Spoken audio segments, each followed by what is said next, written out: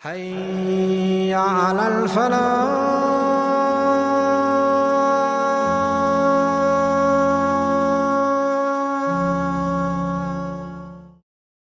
بالله من الشيطان الرجيم.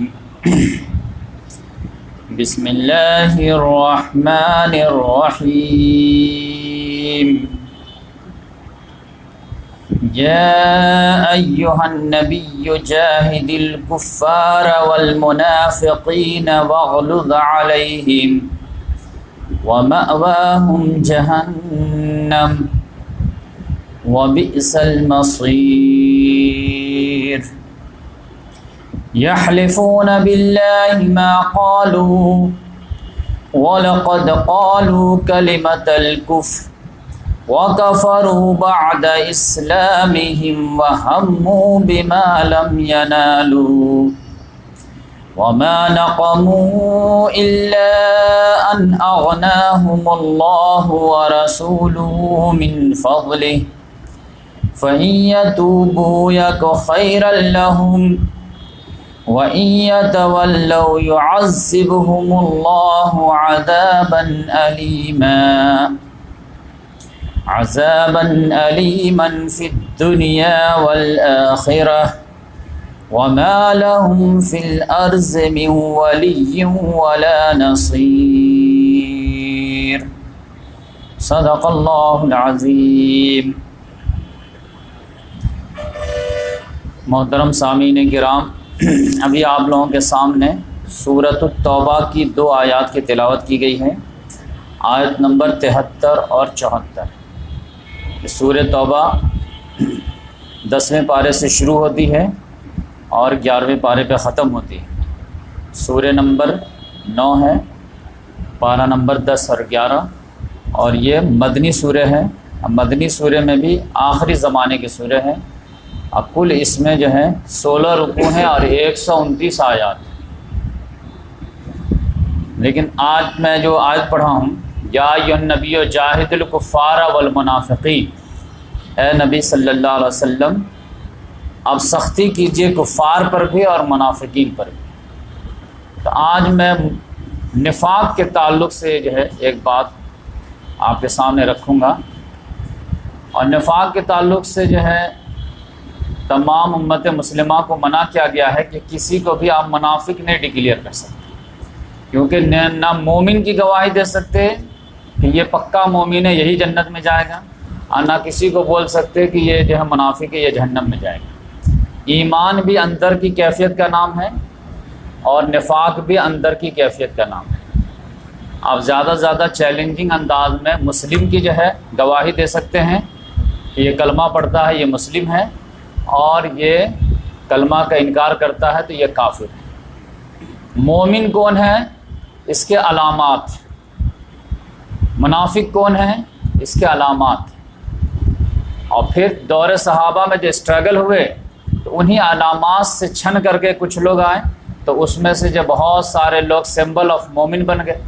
جیسے آپ ابو بکر صدیق رضی اللہ تعالیٰ عنہ کو مومن کہہ سکتے ہیں، عمر فاروق کو مومن کہہ سکتے ہیں، عثمان غنی کو مومن کہہ سکتے ہیں، علی مرتضیٰ کو مومن کہہ سکتے ہیں.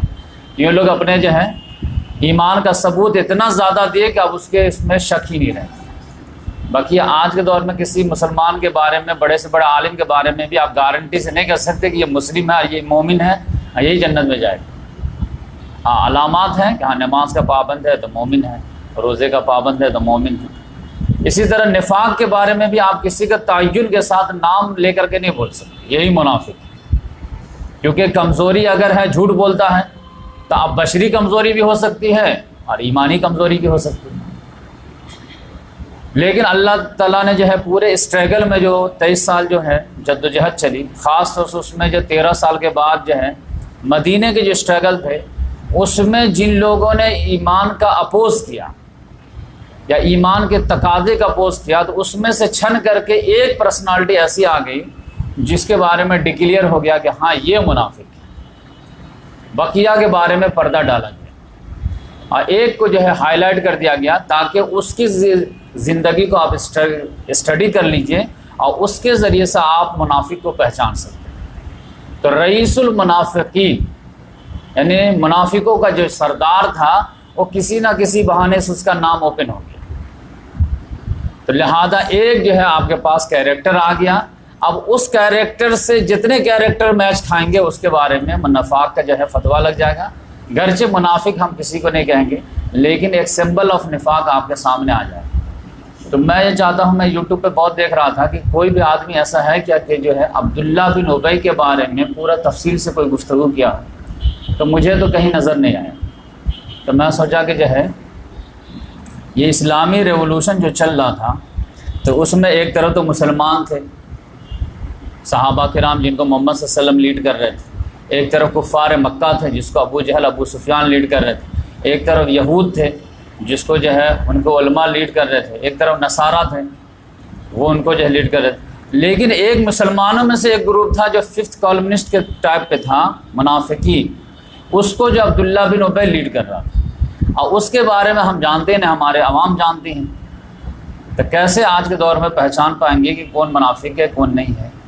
تو آج میں کوشش کروں گا کہ عبداللہ بن ابی کے جو ہے پورے 10 سال کا کیریکٹر آپ کے سامنے رکھیں۔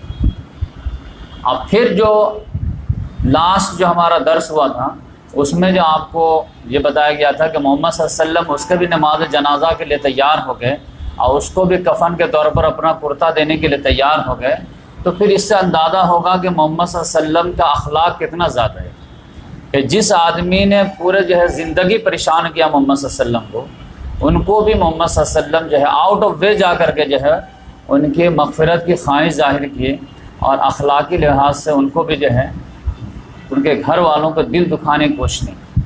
ورنہ عام طور سے آپ جانتے ہیں جو آدمی ایک موقع سے آپ کو جو ہے تکلیف دیا ہو یا ذلیل کرنے کی کوشش کیا ہو، تو آپ کو موقع مل جاتا آپ کہیں گے پوری دنیا کو تو معاف کر سکتا ہوں، اس کو تو نہیں کروں، پوری دنیا کو تو چھوڑ سکتا ہوں، اس کو تو نہیں چھوڑوں۔ تو اس سے آپ کو اندازہ ہوگا کہ ایک پروفٹ ہی کا دل اور گردہ تھا جو عبداللہ بن ابی کے بھی نماز جنازہ پڑھنے کے لیے تیار ہو گئے، اور جب بتایا گیا کہ آپ کو تو بتایا گیا کہ آپ 70 مرتبہ بھی جو ہے آپ استغفار کریں گے پھر بھی اللہ تعالیٰ نے کہہ دیا کہ میں معاف نہیں کروں گا، تو محمد صلی اللہ علیہ وسلم نے کہا مجھے امید ہو کہ 70 جو گنتی کے حساب سے اگر ہوتی نا تو میں 71 مرتبہ پڑھ دیتا، لیکن یہاں پر 70 جو ہے انکاؤنٹیبل کے معنی میں آیا ہے، لیکن اس کے بیٹے کی ریکویسٹ ہے اور ایک گنجائش نکل رہی ہے، تو میں جو ہے اس بیٹے کے تسلی کے لیے میں پڑھوں، اس بیٹے کے تسلی کے لیے میں اپنا کرتا بھی دینے کے لیے تیار ہوں، اپنا لعاب دہن بھی اس کے منہ میں ڈالنے کے لیے تیار ہوں۔ تو یہ عبداللہ بن ابی کا کیریکٹر جو ہے آج ہم آپ کے سامنے رکھتے ہیں، تاکہ جو ہے یہی ہمارے یہاں عام طور سے لوگوں کو یہ لگتا ہے کہ جیسے جو ہے ایک طرح ابو جہل اور ایک طرح جو ابو سفیان، بس آرام سے ہو گیا معاملہ، تو معاملہ ایسا نہیں تھا، ان کو بھی ٹیکل کرنا پڑ رہا تھا، اور یہ جو آستین کے سانپ کے معنی تھے۔ پھر بھی محمد صلی اللہ علیہ وسلم نے ریولوشن کھڑا کر دیا اور جزیرے نما عرب میں اسلام کو غالب کر دیا، تو پھر آپ کو احساس ہوگا محمد صلی اللہ علیہ وسلم کے عظمت کا کہ کتنے بڑے انقلابی تھے، کہ ایسا نہیں تھا کہ پوری قوم ایک ساتھ ہو گئی تھی اور خالی دشمن سے فائٹ کرنا تھا اور دشمن کو آرام سے ہرا دیا۔ تو عبداللہ بن ابی بن سلول یہ جو تھا یہ مدینہ کے رہنے والا تھا، اور آپ جانتے ہیں مدینہ جو تھا جس کا نام یثرب تھا پہلے، وہ 5 قبیلوں کا شہر تھا۔ 3 جو تھے اس میں یہود کے قبیلے تھے، بنو قینقاع، بنو نذیر، بنو قریظہ، اور 2 جو تھے وہ عرب کے تھے، اوس اور خزرج۔ خزرج جو تھا وہ بڑا قبیلہ تھا اور اوس جو تھا وہ بہت چھوٹا قبیلہ تھا، یعنی 3 گنا بڑا قبیلہ تھا خزرج، اور اوس جو تھا اس سے 3 گنا چھوٹا قبیلہ تھا۔ تو یہ جو تھا یہ خزرج قبیلے کا تھا اور بڑے سردار کے حیثیت سے تھا۔ تو اوس خزرج میں بھی آپس میں لڑائی رہتی تھی، اور پھر عرب اور یہود میں بھی لڑائی رہتی تھی۔ عرب یہود میں جب لڑائی ہوتی تھی تو اوس خزرج والے ایک ہو جاتے تھے، عرب ایک طرف یہود ایک طرف، فائٹنگ ہو جاتی تھی۔ فائٹنگ میں یہ لوگ جیت جاتے تھے، لیکن پیسے میں وہ لوگ ان کو قرضے کے ذریعے سے دبا دیتے تھے، لیکن جیسے شانتی ہوتی تھی تو پھر آپس میں فائٹنگ کرتے تھے۔ خزرج والے بڑی زیادتی کرتے تھے اوس والوں پر۔ تو اس کا جو ہے جنگ بعاث نام جو ہے ان کے درمیان کافی طویل جنگ چلی، تو لوگ جو ہے اوس خزرج والے پریشان ہو گئے کہ اس طرح تو ہم لوگ لڑتے لڑتے مر جائیں۔ یہ قرآن میں بیان ہے وَكُنْتُمْ عَلَىٰ شَفَا حُفْرَةٍ مِّنَ النَّارِ، تم لوگ تو تباہی کے گڑھے کے کنارے پہنچ چکے تھے، آپس ہی میں مرتے تھے، ہر جنگ میں 10 مر رہا، ہر جنگ میں 20 مر رہا، ہر جنگ میں 20 مر رہا، پیدائش کا مفاد زیادہ، تو ایسے ہی ختم ہو جاتے تم لوگ۔ اب پھر جب کچھ ایک حد سے زیادہ کمزور ہو جاتے تو یہود تم کو نہیں چھوڑتے، تو ان لوگوں نے طے کیا کہ بھائی اس طرح اگر ہم لوگ آپس میں انفائٹنگ کریں گے تو ختم ہوتے ہوتے تو دشمن کے لیے نرم چارہ بن جائیں گے، تو کوئی سمجھوتا کرو۔ تو سمجھوتا کیا کرو کہ بھائی دونوں خاندان میں کچھ نہ کچھ ہو جاتا تو ایک سردار چن لو، بادشاہ چن لو، وہ جو فیصلہ کیا کرے گا اسی کو سب لوگ مانیں گے، تو جو ہم لوگوں کی لائف جو ہے آرڈر میں آ جائے۔ تو بھائی بادشاہ کون ہوگا؟ تو قسمت کی خوبی دیکھیے کہ عبداللہ بن ابی کا نام آیا، کہا کہ یہی مالدار آدمی ہے اور یہی بڑا آدمی بھی لگتا ہے، قبیلے کا، اپنے قبیلے کا سردار بھی ہے، تو اسی کو بادشاہ بنا لیتے ہیں، اور پھر ہمارے درمیان جو آپس کے اختلافات ہوں گے تو یہ صلح کر دیا کرے گا، تو جنگ کی نوبت نہیں آئے گی، بات بڑھے گی نہیں۔ تو کہا ٹھیک ہے، تو طے ہو گیا اپنی میٹنگ میں، اوس والے بھی تیار ہو گئے، خزرج والے بھی تیار ہو گئے کہ ٹھیک ہے ہم ان کو اپنا بادشاہ بنا لیتے ہیں۔ تو اب جو ہے بادشاہ کے لیے جو ہے ایک تاج بننے کا آرڈر دے دو، اور پھر جب بن جائے گا تو اس کا جو ہے ایک بڑا سا پروگرام کر کے اعلان کر دیا جائے گا۔ آپ جانتے ہیں کہ جو ہے جیتتا کبھی ہے پرائم منسٹر، پھر جو اس کے بعد ڈکلیئر ہوتا ہے۔ تو اس طرح سے اس کے لیے تاج بننے کے لیے جو ہے آرڈر جا چکا تھا۔ اسی درمیان میں جو ہے ادھر جو ہے 1190 1290 1390 میں یہ معاملہ ہو گیا کہ اوس خزرج میں سے خاص طور سے پہلے سال 6 لوگ جو ہے مکہ آئے حج کرنے کے لیے، 6 لوگ ایمان قبول کر کے گئے۔ نیکسٹ ایئر آئے تو 12 لوگ آئے، 12 میں سے جو ہے 10 خزرج کے تھے اور 2 اوس کے تھے۔ اب پھر تیسرے سال جو آئے تو 75 لوگ آئے، 2 عورتیں بقیہ مرد حضرات، اور انہوں نے تو ریکویسٹ ہی کیا یا رسول اللہ آئیے ہمارے یہاں۔ تو اس نتیجے میں محمد صلی اللہ علیہ وسلم مائیگریٹ کر کے مکہ سے مدینہ پہنچ گئے، یثرب پہنچ گئے، اور کتنا شاندار اور جو ہے استقبال ہوا محمد صلی اللہ علیہ وسلم کا آپ کو معلوم ہے۔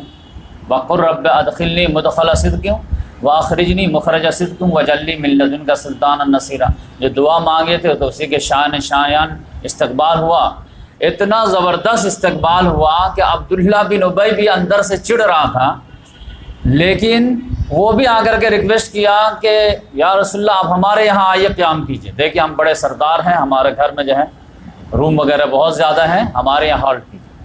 محمد صلی اللہ علیہ وسلم نے کہا کہ نہیں، سب لوگ جب ریکویسٹ کر رہے تھے کہ کن کی میں بات مانوں، تو یہ اونٹنی جو ہے اللہ تعالیٰ کی طرف سے ہے، یہ جہاں پہ بیٹھ جائے گی تو جس کا دروازہ قریب ہوگا اسی کے یہاں میں جو ہے قیام کروں گا، اسی کا میں مہمان ہوں گا، وہ میرا میزبان ہے۔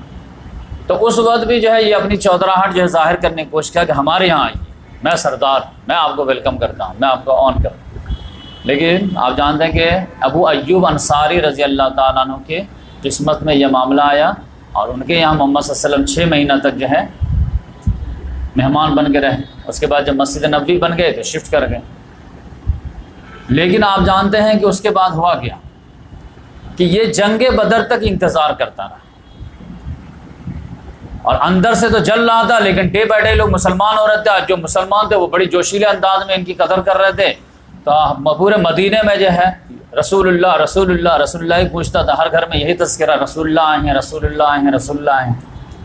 تو اب یہ اندر اندر چڑھتا تھا لیکن بول تو پاتا نہیں تھا، کہیں کوئی کمی دیکھے، غلطی دیکھے، کچھ دیکھے تب تو اس پہ جو ہے انگلی رکھے، اس کو موقع ملتا نہیں تھا۔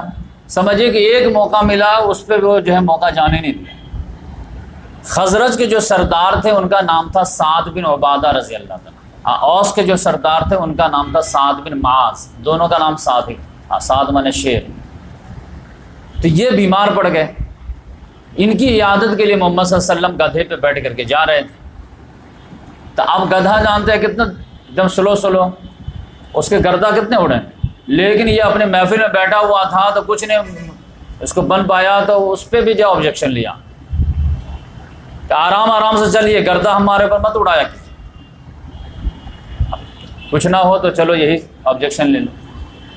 پھر محمد صلی اللہ علیہ وسلم جب گئے وہاں پہ مجلس لگ گئی تو قرآن بھی سنا دیے، تو وہاں پہ بھی آبجیکشن لیا کہ آپ گھر میں بیٹھا کیجیے، آ گئے ٹھیک ہے، اور آپ جو اپنے قرآن کے ذریعے سے ہم لوگ کو تنگ مت کیا کیجیے، ہر مجلس میں قرآن سنانا شروع کر دیتے ہیں۔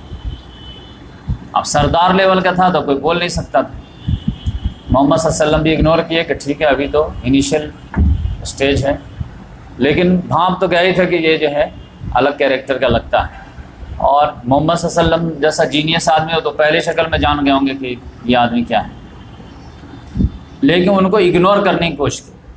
پھر اس کے بعد جب جنگ بدر ہوئی ہے اور اس میں فاتحانہ انداز میں جب جو ہے جیت ہوئی ہے کہ پتہ چلا کہ جو ہے بنا تیاری کے صحابہ کرام گئے تھے اور ادھر سے لوگ تیاری کے ساتھ آئے تھے، اور رزلٹ جو ہے ایسا نکلا کہ 70 ان کے مارے گئے، 70 ان کے قیدی بنے، اور قیدی جب پورے مدینہ میں جو ہے نظر آنے لگے تو اس کی تو حالت خراب ہو گئی۔ اچھا یہ تو میں سمجھا تھا کہ یہ تو مشت خاک ہے، اس کو ایسے اڑا دیا جائے گا، لیکن یہ تو بڑی پاورفل ہے، یہ تو مکے والے کو ہلا کر کے آئے۔ تو اس کے بعد اس نے سوچا کہ نہیں، آؤٹ سائڈر ہو کر کے تو ان کو ڈیمیج نہیں کیا جا سکتا، یہ اب پاور بن گئے ہیں، اب ایک ٹکراؤ بھی ہوا ہے، اس میں بھی ان کی طاقت دکھ رہی ہے۔ اب پھر جنگ بدر کے نتیجے میں، فتح کے نتیجے میں تو سارا عرب خوش ہونے لگا تھا، تیزی سے لوگ اسلام قبول کرنے لگے، تو یہ بھانپ لیا کہ اب باہر رہ کر کے جو ہے اس کو ڈیفیٹ نہیں دیا جا سکتا، لیکن اندر رہ کر کے جو ہے ان کو زخم پہنچایا جا سکتا، لہذا اس نے ظاہری طور سے جنگ بدر کے بعد کلمہ پڑھا، یعنی 17 رمضان کو جنگ بدر، اور اس کے بعد شوال میں سمجھیے اس نے کلمہ پڑھ کر کے مسلمانوں کے فولڈ میں پروٹیکشن میں آ گیا۔ لیکن یہاں سے آپ جو ہے گل کھلانا شروع کیا، خالی آپ نوٹ کرتے جائیے، پھر آخر میں وہ جو محمد صلی اللہ علیہ وسلم کا یہ نماز جنازہ ہے اس کو آپ سامنے رکھیں۔ یہاں سے اس نے شروع کیا کہ آپ جانتے ہیں جنگ بدر کے بعد، رمضان کے بعد شوال ہی میں بنو قینقاع والے نے بدماشی کیا کہ جیسے ہی جنگ بدر کے لوگ سیلیبریٹ کر رہے تھے، مسلمان خوش ہو رہے تھے، اور خوشی جو کمی نہیں ہو رہی تھی، تو جتنے مسلمان خوش ہوتے تھے اتنے ہی بنو قینقاع والے حسد کے شکار ہوتے تھے، اور آپس میں بولتے تھے کہ زیادہ زیادہ جو ہے خوش ہونے کی ضرورت نہیں ہے، آپ کا اناڑی لوگوں سے مقابلہ ہوا ہے، جب ہم سے مقابلہ ہوگا تب سمجھ میں آئے گا میدان کیا ہے، مرد میدان کیا ہوتا ہے۔ تو اتفاق سے ان سے غلطی ہو گئی۔ آپ جانتے ہیں کہ ایک مسلم خاتون کے ساتھ جو ہے ان لوگوں نے بدتمیزی کر دی، جس کے نتیجے میں محمد صلی اللہ علیہ وسلم نے پورے کا گھیراؤ کر لیا۔ اب گھیراؤ کر لیا تو بولے کہ اب تو ہم ان کو چھوڑیں گے نہیں اور سب کو جو ہے ختم کر دیں گے۔ جیسے گھیراؤ کیے کہ عبداللہ بن ابی آ گیا، اب بولا کہ یا رسول اللہ یہ ہمارا حلیف ہے۔ یہ 3 قبیلے جو تھے اس میں سے 2 قبیلے جو تھے بنو قینقاع، بنو نذیر، یہ خزرج کا حلیف تھا، دوست تھا، اور بنو قریظہ جو تھا وہ اوس کا جو ہے دوست تھا۔ تو اس میں یہ ہوا کہ وہ آگے عبداللہ بن ابی کہا یا رسول اللہ آپ ان کو معاف کر دیجیے۔ محمد صلی اللہ علیہ وسلم نے کہا میں معاف نہیں کروں گا، اس نے ایک مسلم خاتون کے ساتھ بدتمیزی کیا ہے اور بھی بہت زیادہ بدتمیزی کیا ہے۔ اس نے کہا نہیں معاف کرنا پڑے گا، یہ میرا دوست ہے، کہا دوست رہے یا کچھ رہے میں نہیں معاف کروں گا۔ اس نے گریبان میں ہاتھ ڈال دیا، کہا یا رسول اللہ آپ کو معاف کرنا پڑے گا۔ محمد کہہ رہے ارسلنی، مجھے چھوڑو میں نہیں معاف کروں گا، کہ نہیں آپ کو کرنا پڑے گا۔ کیسے آپ جو ہے یہ ہمارے سیاہ سفید میں جو ہم کو جو ہے کام آتے ہیں، آپ کیسے ایک ساتھ ان کو قتل کر دیں گے؟ اب جب وہ سردار لیول کا آدمی تھا، انصار کچھ بول بھی نہیں پا رہے تھے، اور یہ آؤٹ آف وے جا کر کے بدماشی کر رہا تھا، اور یہ انیشیل پیریڈ تھا، ابھی محمد صلی اللہ علیہ وسلم کے قدم ابھی جمے نہیں تھے پوری طرح، آپ سمجھ جائیے، ورنہ تو فوراً آرڈر دیتے اس کی تکہ بوٹی ہو جاتی۔ تو پھر محمد صلی اللہ علیہ وسلم نے کہا کہ ٹھیک ہے جانے دو، لیکن میں ان کو یہاں مدینے میں تو نہیں رہنے دوں گا، ان کی جان بخشی کر دے رہا ہوں، لیکن ان کو کہو کہ جانے کے لیے یہاں سے۔ تو کہا ٹھیک ہے ہاں، لیکن جان بخش دیجیے ہمارے سے۔ تو آپ سمجھیے کہ ایک جب رسول مان لیا، لا الہ الا اللہ محمد رسول اللہ کلمہ پڑھ لیا، تو اب اس طرح تو رسول کے ساتھ تو ٹیکل نہیں کر سکتا، لیکن آپ دیکھ لیجیے زبردستی کا معاف کرنا پڑے۔ اب یہ حالات کا تحت جو ہے محمد صلی اللہ علیہ وسلم نے اس کو جو ہے کہا کہ ٹھیک ہے چلو۔ تو اس طرح بنو قینقاع والے جو ہے مدینہ سے جلا وطن ہو کر کے بہت سارے لوگ شام چلے گئے، کچھ خیبر وغیرہ چلے گئے، مدینہ ان سے خالی ہو گیا۔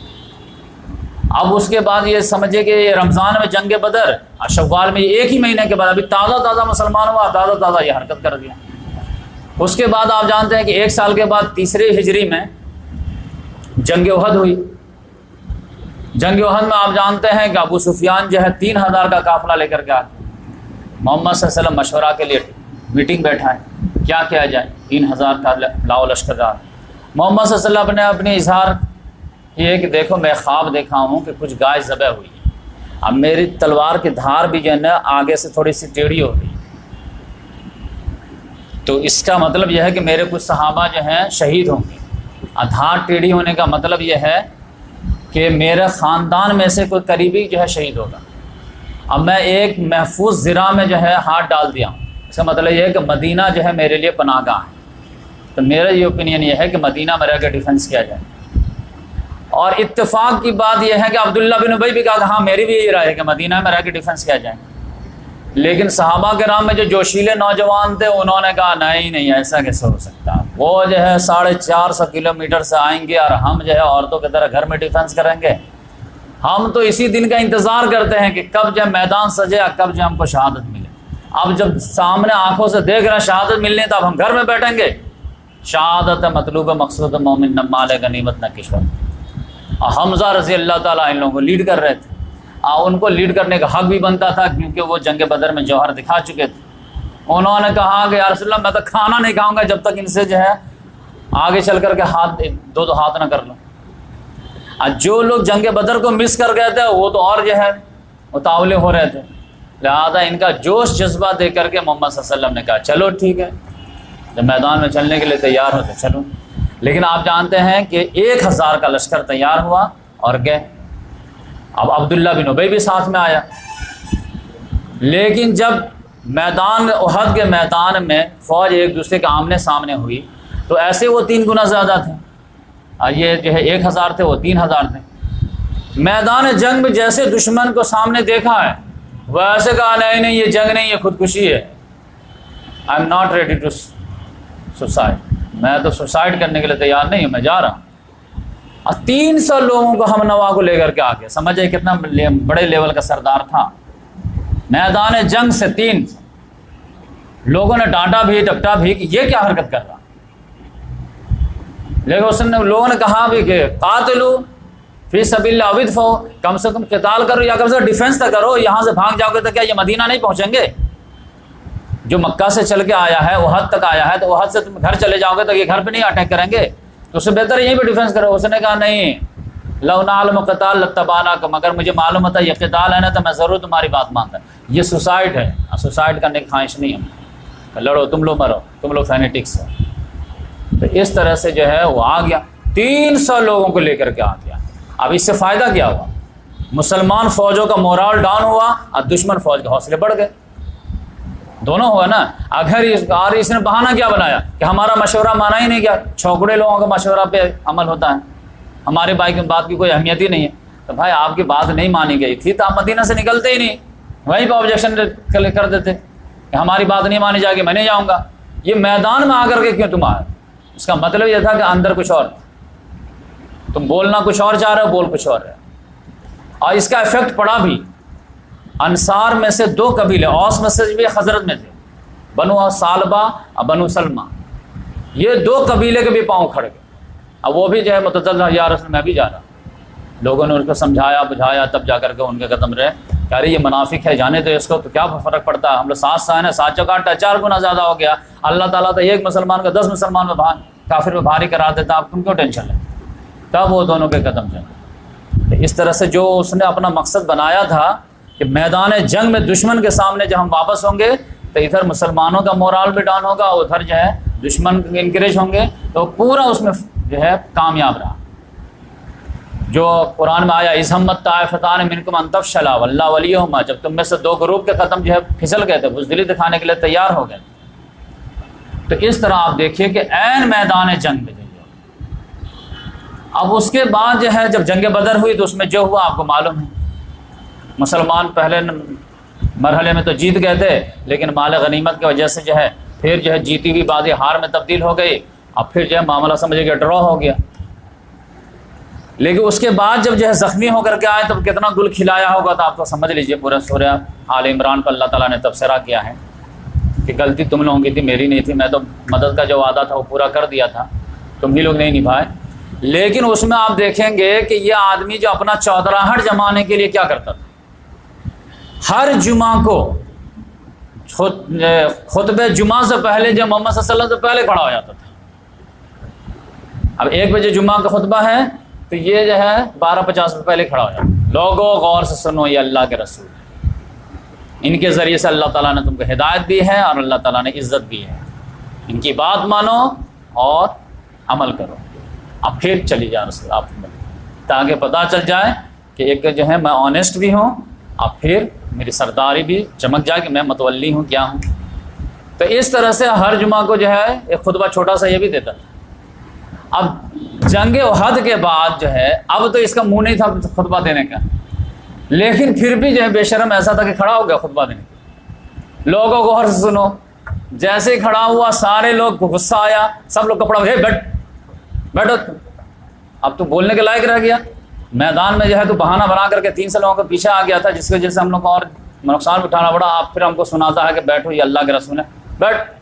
اب سب لوگ اتنا کپڑا کھینچے کہ سردار اٹھ کے بھاگا وہاں سے۔ اس آدمی کی تو بات ہی سمجھ میں نہ آتی، اس کے لوگوں کے خیر بتاتے ہیں تو یہ لوگ شر سمجھتا ہے، بھاگا ادھر سے۔ گیٹ پہ جو ہے ایک انصاری صاحب بھی تو کہا کیا ہوا؟ ارے تمہارے ساتھی لوگ کیسے ہیں پتہ نہیں۔ کہا چلو تمہارے لیے جو ہے رسول اللہ صلی اللہ علیہ وسلم سے ریکویسٹ کر دیتے ہیں کہ تمہارے لیے مغفرت کی دعا کر دیں گے۔ کہا نہیں مجھے مغفرت کی ضرورت نہیں ہے۔ اس طرح وہ نکل کے بھاگ گیا۔ تو بالکل ہی جو ہے کلیئر ہو رہا تھا، لیکن یقینی بات اس کی حیثیت تھی، لہذا محمد صلی اللہ علیہ وسلم برداشت کر رہے تھے، کیونکہ پہلے مین باہر کے دشمن تھے، اس کو ٹیکل کرنا ہے، اس کو آستین کا سانپ کو لے کر کسی طرح چل لیں۔ پھر اس کے بعد آپ جانتے ہیں کہ بنو نذیر کا معاملہ آ گیا۔ ہر جنگ کے بعد ایک یہودی کو ٹیکل کیا گیا، کتنا سسٹمیٹک انداز، ایک قریش، ایک غطفان اور ایک جو ہے یہود۔ تو جنگ بدر کے بعد بنو قینقاع کو ٹیکل کر دیا گیا۔ اب بنو نذیر والے جو ہے وہ جو ہے سرکشی کرنے لگے۔ ہوا کیا کہ محمد صلی اللہ علیہ وسلم کو ایک معاملہ طے کرنا تھا یہودیوں سے، تو ان کے محلے میں کہ بنو نذیر کے محلے میں انہوں نے کہا یا رسول اللہ آپ بیٹھیے، ہم لوگ آتے ہیں آپ کا مطالبہ لے کر کے۔ لیکن ان لوگوں نے الگ ہی پلاننگ بنا لیا کہ چھت پر سے کون ہے چکی گرا دے محمد صلی اللہ علیہ وسلم۔ جبریل علیہ السلام آ کے بتا دی، فوراً رنگے ہاتھ پکڑے گئے۔ محمد صلی اللہ علیہ وسلم نے کہا کہ آپ اس کا گھیراؤ کرو تو سارے صحابہ کرام گھیر لیے اس۔ اب یہ بنو نذیر والے جو تھے وہ ڈر گئے، تو محمد صلی اللہ علیہ وسلم نے کہا کہ تم مدینہ کو خالی کر دو، نہیں تو میں تمہاری پٹائی شروع کر دوں، نکل جا، 10 روز کا ٹائم دیتا ہوں۔ تو وہ سمجھ گئے کہ ہم ان سے جیت نہیں پائیں گے، بنو قینقاع والے چلے گئے ہیں تو ہم کو بھی آرڈر مل گے مدینہ خالی کر دو، خالی ہتھیار تم نہیں لے جا سکتے، بقیہ جو سامان لے جانا لے جاؤ۔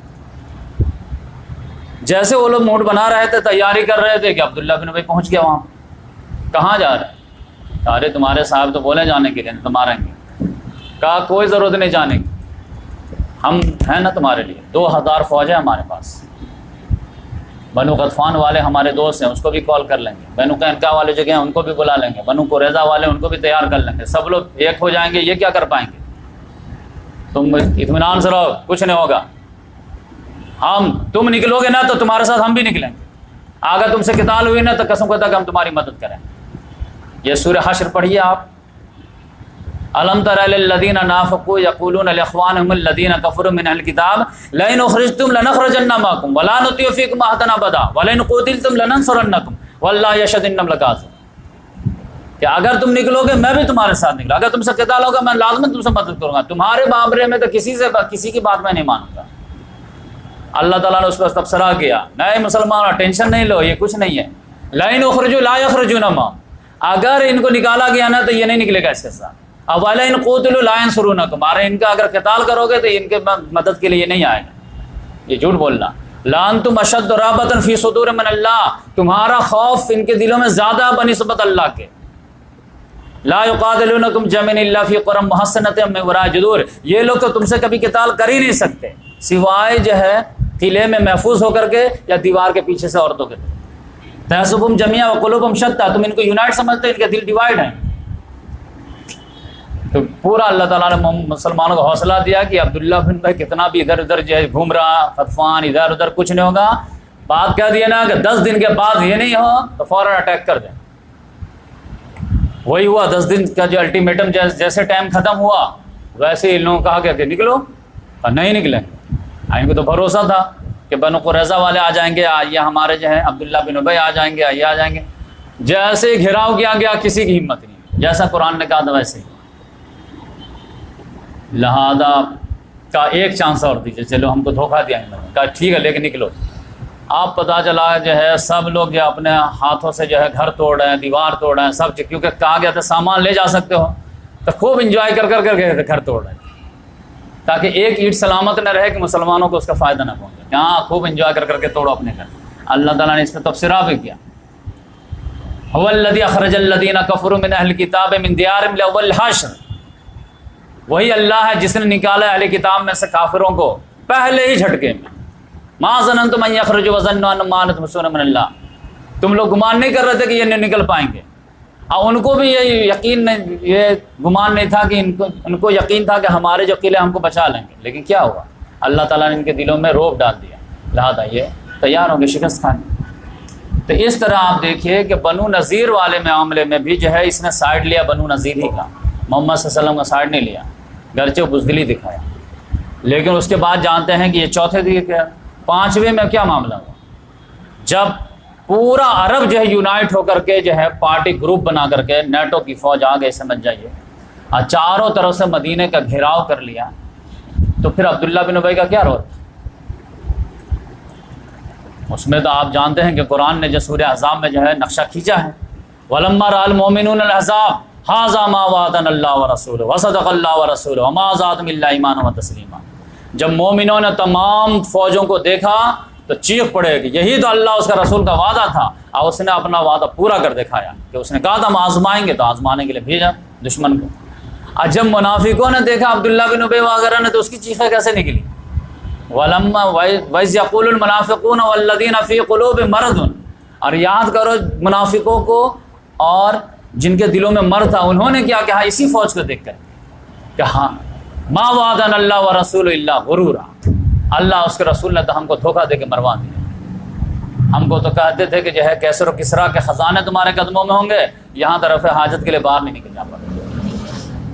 تو اب یہ جو ہے منافقین ایسے بزدلی پھیلانے لگے. عبداللہ بن سب کو جا کر کے ارے دیکھو مدینہ میں کیا ہے، ہم لوگ یہاں پہ ہیں، ادھر کیا ہو رہا، ادھر کیا ہو رہا. لوگ آ کر کہنے بھی لگے، محمد صلی اللہ علیہ وسلم چھٹی بھی مانگنے لگے، یا رسول اللہ ہماری بیوی جو ہے ایک دم بارڈر پہ ہے، اس کا کون؟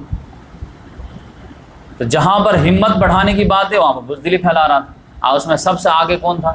یہ عبداللہ بن ابی. وہ تو جانتے پھر اللہ تبارک و تعالیٰ نے جو ہے بنو قریظہ والے جب بدعہدی کر دیے تھے تو کتنا زیادہ جو ہے سچویشن خراب ہو گیا تھا. اس کا اندازہ آپ کیجیے کہ ایک طرف جو قریش آ گئے تھے، بنو غطفان آ گئے تھے، تقریباً 10,000 کا لشکر آ گیا تھا، اور اس سے تو کسی طرح خندق کھود کر کے جو ہے ڈیل کر ہی رہے تھے.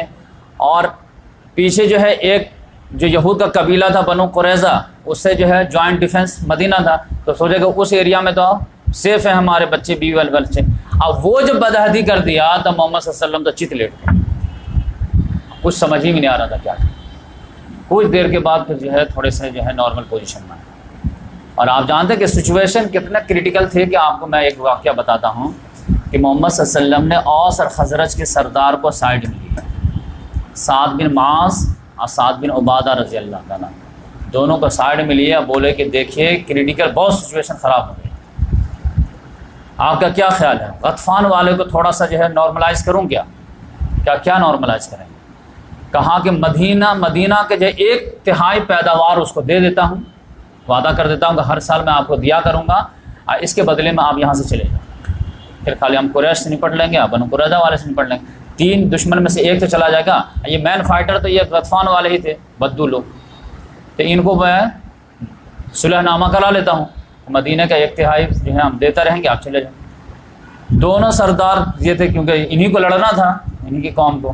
دونوں سردار نے کیا جواب دیا یا رسول اللہ یہ اللہ تعالیٰ کا وہی آئی ہے، آرڈر آیا ہے کیا نہیں؟ یہ میں اپنا حساب سے جو ہے چاروں طرف سے پس گئے ہیں، تو کوئی نہ کوئی اس تو راستہ نکالنا پڑے گا نا. کہا یا رسول اللہ اگر وہی نہیں آئی ہے نا تو پھر تو کوئی سوال ہی پیدا نہیں. جب ہم لوگ کافر تھے تب یہ ایک دانہ نہیں لے پاتے تھے ہم سے بنا مہمانی کے، بنا مانگنے کے. تو اب تو ایمان کی دولت سے ہم سرشار ہیں، تو اب ہم ان کو دانہ دیں گے نہ، واللہ ہم ان کو تلوار دیں گے، آپ ٹینشن کیوں لیتے ہیں؟ تو پھر محمد صلی اللہ علیہ وسلم کا دل بڑا ہوگا، اچھا جب تم لوگ تیار ہو تو ہم تو تیار ہیں، ہم تو تمہارے وجہ سے پولائٹ ہو رہے ہیں. تو آپ سمجھ جائیے کہ سچویشن کتنا یہ خطرناک ہو گئی. قرآن خود کہتا ہے کہ جب جو ہے کلیجے منہ کو آ گئے، وَبَلَغَتِ الْقُلُوبُ الْحَنَاجِرَ وَتَظُنُّونَ بِاللَّهِ الظُّنُونَ، اور تم اللہ کے بارے میں طرح طرح کے گمان کرنے لگے تھے کہ پتہ نہیں اللہ ہے بھی یا نہیں ہے، مدد کیوں نہیں آ رہی ہے. اس سچویشن میں یہ آدمی کہہ رہا تھا کہ اللہ رسول نے تم کو لوگوں کو دھوکہ دیا، کیا ہے مدد؟ تو آپ سمجھ جائیے اسی وقت پہ واجب القتل تھا، پھر بھی اللہ تعالیٰ نے ان کو کہا کہ ٹھیک ہے پھر لے کے چلیے ان کو، کیونکہ دشمن تو ختم نہیں ہوا۔ اب یہاں پر جو خندق میں جو ہے یہ 5 ہجری میں ہوا ہے، اس میں آپ لوگوں کو معلوم ہے کہ محمد صلی اللہ علیہ وسلم نے ایک بہت تاریخی جملہ بولا کہ آج تک تو یہ لوگ ہم پہ چڑھ دوڑتے تھے مدینہ پہ اٹیک کرنے کے لیے، ناؤ ٹیبل ہیز ٹرن، اب ہم ان پہ چڑھائی کریں گے، بس معاملہ الٹ گیا۔ اب یہ کبھی بھی اتنی بڑی فوج تیار نہیں کر پائیں گے اور یہ کبھی آپ مدینہ پہ ہمت نہیں کر پائیں گے اٹیک کرنے، لیکن اب ہم ریورس کر لیں گے۔ تو اب یقینی بات ہے کہ عبداللہ بن ابی کو بھی بات سمجھ میں آ گئی کہ طاقت کے ذریعے سے تو محمد صلی اللہ علیہ وسلم کو ڈیفیٹ نہیں دیا جا سکتا، کیونکہ بھائی جنگ احزاب، پورا قریش، پورا اطراف مکہ، پورا نجد، غطفان، یہود کے مخالفت سب آ گئے، پھر بھی کچھ نہیں ہوا۔ تو اب اتنی بڑی نہ فوج تیار ہوگی نہ کچھ ہوگی، تو اب یہ جو ہے اوچھی حرکت پہ آ گئی۔ مرد تو وہ ہوتا ہے جو میدان میں مقابلہ کرے، لیکن اب جو ہے مرد میدان نہیں رہا تھا، وہ اوچھی حرکت، بلو دا بیلٹ جو ہے اٹیک کرنے کی کوشش۔ اس میں کیا ہوا کہ محمد صلی اللہ علیہ وسلم نے کہا کہ اب تو ہم خود جو ریورس گیئر لگائیں گے۔ پتہ چلا کہ بنو مستلق ایک قبیلہ ہے نجد میں، وہ پھڑپھڑا رہا مدینہ پہ اٹیک کرنے کے لیے۔ محمد صلی اللہ علیہ وسلم کا جو اپنا جاسوسی نظام تھا اس نے اطلاع دی، محمد صلی اللہ علیہ وسلم نے کہا اب کیا کاؤنٹر اٹیک، فوراً فوج لیے پہنچ گئے۔ اور اس میں جو ہے عبداللہ بن ابی بھی دیکھا اب تو جو ہے اچھے دن آ رہے ہیں، اب تو جہاں جائیں گے جیتو گی تو مال غنیمت ملے گا، تو یہ بھی منافق وغیرہ بھی ساتھ ہو گئے، سب چلے گئے۔ اب آپ سمجھ جائیے کہ اس زمانے کا منافق بھی جہاد کرتا تھا، آج کا مومن بھی نام نہیں لیتا۔ کتنا دوری ہے قرآن سے اور جو ہے صحابہ کرام سے۔ عظمت صحابہ کانفرنس ہوتے ہیں، محمد صلی اللہ علیہ وسلم کا کہ ہمارے دور کا منافق بھی جہاد کرتا تھا، اور تمہارے دور کا ولی اللہ بھی نہیں کرتا تھا، بلکہ نام لینے کو عیب سمجھتا تھا، ہمارے سارے ایکٹیویٹیز پہ پانی پھیرتا تھا۔ اپنا تقویٰ، متقی وہ ہے جو میدان سے دور ہے، یہی ہے نا۔ اب میدان کی بات کریں گے تو کہے گا یہ جذباتی نوجوان، جو آسمان کے اوپر زمین کے نیچے کی بات کرے یہ اللہ والا۔ تو یہ جو ہے عبداللہ بن ابی بھی ساتھ میں کیا۔ اب وہاں پہ جو ہے اس غزوے کا 3 نام ہے، غزوہ بنو مستلق بھی ہے، غزوہ مریسہ بھی ہے، اور بھی نام ہے۔ بنو مستلق کے نام سے یاد رکھیا، 6 ہجری میں شعبان میں یہ ہوا ہے۔ تو جیسے گئے ہیں وہاں پہ وہ لوگ سرنڈر کر کے وہ سب سمجھ گیا کہ ہم نہیں جیت پائیں گے، لیکن جب آنے لگے نا واپس، اسی غزوے میں آپ جانتے ہیں کہ جو بنو مستلق قبیلہ تھا اس کا سردار تھا، اس کا نام تھا حارث بن زرار، انہی کی بیٹی جو ہے قیدی بنی تھی تو ان سے شادی ہوئی تھی، جو ان کا نام تھا جویریہ بنت حارث۔ یہ محمد صلی اللہ علیہ وسلم کی ایک بیوی بنی تھی۔ یہ تو میں انشاءاللہ ایک لیکچر اس پہ پورا دوں گا امہات المومنین پہ۔ اس میں کیا کیا کہ اس نے جو ہے گل کھلایا، 2 موقع قدرت نے اس کو دے دی، اور اسی کی وجہ سے دودھ کا دودھ پانی کا پانی ہو گیا کہ یہ بالکل منافق ڈکلیئر ہو گیا۔ وہ کیا ہوا کہ ایک جگہ جو ہے چشمے پہ پڑاؤ ڈالے، اور سخت گرمی تھی اور ریگستان کی گرمی، سب لوگ کیمپ لگائے، اور مسلمانوں نے اپنے غلاموں کو کہا کہ پانی وانی بھر لو۔ تب ایک ہی چشمہ تھا، قافلہ بڑا تھا، تو پانی بھرنے میں غلاموں میں آپس میں جو دھکا مکا ہو گئی۔